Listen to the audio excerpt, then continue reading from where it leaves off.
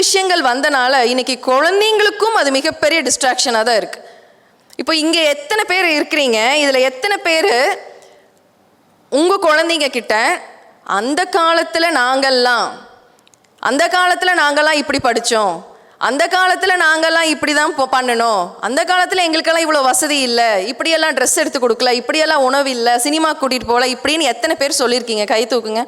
ஏதோ ஒரு விஷயத்த உங்களோட லைஃப் கூட ஒப்பிட்டு யாரெல்லாம் சொல்லியிருக்கிறீங்க? நிறைய பேர் சொல்லியிருக்கீங்க. தயவு செஞ்சு இனிமேல் சொல்லாதீங்க அந்த காலத்தில் யூடியூப் இருந்துதா, அந்த காலத்தில் செல்ஃபோன் வச்சுருந்தீங்களா, அந்த காலத்தில் அட்லீஸ்ட் ஒரு இன்ஸ்டாவாவது நீங்கள் பார்த்தீங்களா? இதெல்லாம் இல்லாமல் இந்த காலத்தில் இருக்கிற குழந்தைங்கள உங்கள் கூட நீங்கள் ஒப்பிட்டீங்கன்னா இத்தனை டிஸ்ட்ராக்ஷன்ஸையும் இருந்து இன்றைக்கி அந்த குழந்தை படிக்கணும், ஸ்போர்ட்ஸில் அச்சீவ் பண்ணணும், எல்லா விஷயத்துலையும் அந்த குழந்தை மேலே வரணும்னு நம்ம எக்ஸ்பெக்ட் பண்ணுறோம். இது சாத்தியமா? சாத்தியமே கிடையாது. ஸோ காலங்கள் மாறிட்டே வருது. அந்த குழந்தைய யோசிக்க விடாமல், அந்த குழந்தைக்கு என்ன தேவை, ஒரு பிரச்சனை வந்தால் நம்ம எப்படி சமாளிக்கணும் அப்படின்னு அந்த ஒரு இதையே அவங்க கொடுக்கறது கிடையாது குழந்தைங்களுக்கு.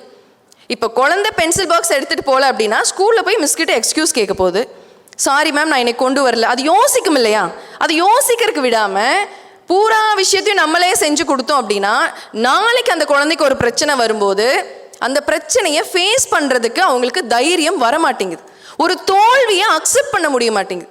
தோல்வியே என் குழந்தை சந்திக்கக்கூடாது, என் குழந்தைக்கு பிரச்சனையே வரக்கூடாது அப்படின்னு நீங்கள் வளர்த்துனீங்க அப்படின்னா இன்றைக்கும் அந்த மாதிரி வளர்ந்த குழந்தைங்க அவங்களுடைய ஃப்ரெண்ட்ஷிப் ஆகட்டும், எஜுகேஷனில் ஒரு தோல்வி வந்தாலும், இல்லை கரியரில் ஒரு தோல்வி வந்தாலோ, ஃபேமிலி லைஃப்பில் ஒரு தோல்வி வந்தாலும் அவங்களால அது ஏற்றுக்க முடிய மாட்டேங்குது, அது அவங்களால அக்செப்ட் பண்ண முடிய மாட்டேங்குது. உடனே என்ன பண்ணுறாங்க? தவறான ஒரு பாதையை தேர்ந்தெடுத்து தவறான முடிவுகளை நோக்கி போகிறாங்க. அப்போ நம்ம குழந்தைங்களுக்கு முதல்ல தோல்வினா என்ன, அந்த தோல்வியை எப்படி அக்செப்ட் பண்ணிக்கணும், அதை எப்படி ஹேண்டில் பண்ணணும், இது எல்லாமே நம்ம சின்னதுலேருந்தே பழக்கப்படுத்தணும். எனக்கு கிடைக்காதெல்லாம் என் குழந்தைக்கு கிடைக்கணும் அப்படின்னு தயவு செஞ்சு நினைக்காதீங்க. எனக்கு என்னெல்லாம் கிடைச்சதோ, என்னெல்லாம் சந்தோஷப்பட்டனோ அதெல்லாம் என் குழந்தைக்கு நான் கொடுக்கணும், எனக்கு கிடைச்ச அனுபவம் என் குழந்தைக்கு கிடைக்கணும் அப்படி நினைங்க. ஏன்னா உங்களுக்கு கிடைக்காத விஷயம், உங்களுக்கு நிறைய விஷயம் கிடைக்காதனால தான் நீங்கள் அதை நோக்கி பயணிக்கணும். அதனுடைய அருமை உங்களுக்கு தெரியுது. அந்த அருமை நம்ம அவங்களுக்கு கொடுக்காமையே விட்டுட்டோம் அப்படின்னா நினைக்கிறதுக்கு மேலே இன்னைக்கு எல்லாம் வாங்கி தரோம். அவங்க ஒரு பொருள் வேணும்னு அவங்க நினச்சா கூட அதை விட அதிகமாக தான் இன்றைக்கி நம்ம வாங்கி தரோம். அப்போ அதோட வேல்யூ அவங்களுக்கு புரியறதில்லை, அதனுடைய மதிப்பு என்ன அப்படிங்கிறது அவங்களுக்கு தெரியறதே இல்லை, அதோட கஷ்டம் என்னங்கிறது தெரியறதில்லை. அப்போ குழந்தைங்களுக்கு முதல்ல தோல்வினா என்ன, அவமானம்னா என்ன, ஒரு விஷயம் அவமானங்களெல்லாம் சந்திக்கணும். ஒரு சின்ன ஒரு இமேஜ் காமிக்கலாம் நினச்சேன், பட் இது ஒர்க் ஆகலை. ஒரு கழுகு தன்னுடைய கூட்டில் இருக்கிற அந்த கழுகுடைய குஞ்சை ஒரு ஸ்டேஜுக்கு மேலே தள்ளிவிடும். பார்த்துருக்கீங்களா? ஒரு வீடியோஸ் எல்லாம் நிறையா இருக்கும்.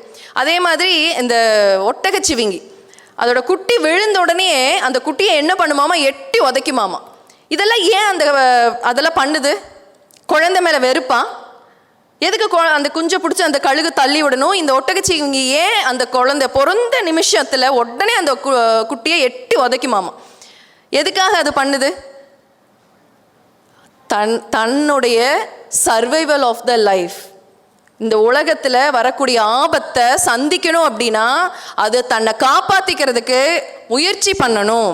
இப்போ அந்த குட்டி விழுந்து அது ஓடலை, அதுக்கு ஓட தெரியல அப்படின்னா நாளைக்கு அதுக்கு வரக்கூடிய ஆபத்து, ஏன்னா அதில் காட்டில் தான் வாழ்ந்துட்டுருக்கு, அதுக்கு வர ஆபத்தை அது எப்படி ஃபேஸ் பண்ணும்?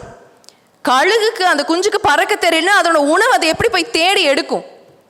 அதுக்கான உணவு அதை தேடணும் இல்லையா? கழுகுங்கிறது எவ்வளோ மிகப்பெரிய ஒரு பறவை, அதனுடைய பவர் என்ன அப்படிங்கிறது அதுக்கு உணர்த்தணும்.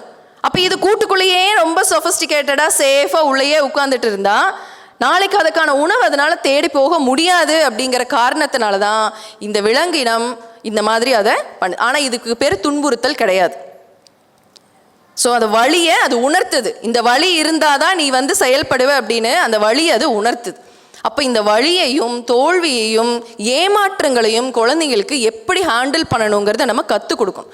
அதையெல்லாம் அவங்க லைஃப்பில் நம்ம இம்ப்ளிமெண்ட் பண்ண வைக்கணும். இதெல்லாம் எதுவுமே கொடுக்காம காட்டாமல் இருந்தோம்னா நாளைக்கு அந்த குழந்தைங்க கஷ்டப்படுறதுக்கு நம்மளும் ஒரு காரணமாக ஆயிடுவோம். சொல்ல அவங்க செய்ய செய்ய ஆட்டோமேட்டிக்காக இது அவங்களுடைய பழக்கத்துக்கு வந்துடும். எந்த விஷயமே ஒரு மிரட்டல்னாலேயோ ஒரு அதிகாரத்திலையோ நம்ம குழந்தைங்க கிட்ட செய்ய வைக்க முடியாது. அப்போ அந்த ஏஜுக்கு உரிய பொறுப்புகளை நம்ம கொடுத்தோம்னா மட்டும்தான் அதுக்கு அடுத்த ஒரு ஏஜ் வரும்போது அந்த பொறுப்புகளை அவங்க கரெக்டாக செய்வாங்க. யார் இருந்தாலும் இல்லைனாலும் என்னுடைய வேலையை நான் செஞ்சுக்குவேங்கிற அந்த கான்ஃபிடென்ட் வந்துருச்சுனாலே தே வில் அச்சீவ். அந்த கான்ஃபிடென்ட் வரணும். ஐயோ அப்பா இல்லை, என்ன நான் எப்படி இது செய்யறது, எனக்கு தெரியாதே, எங்கள் அம்மா தான் இது ரெகுலராக செய்வாங்க, இன்னைக்கு அம்மா இல்லை, எனக்கு செய்ய தெரியாதே அப்படிங்கிற ஒரு சூழல். என்னைக்காவது ஒரு நாள் அம்மாவோ அப்பாவோ நம்ம காலேஜுக்கு போகணும், ஹாஸ்டலில் இருக்க வேண்டிய சூழல் வரும், வேலைக்கு போகணும், அவங்களுடைய ஃபேமிலி லைஃப்குள்ளே என்ட்ரு ஆகணும். எல்லா இடத்துலையும் நம்ம இருக்க போகிறதில்ல. நம்ம இல்லாத நேரங்களில் அவங்க அச்சீவ் பண்ணணும், அவங்க சர்வைவ் ஆகணும்னா அவங்களுடைய பொறுப்புகளை சின்னதுலேருந்தே நம்ம பழக்கப்படுத்திகிட்டே வரணும்.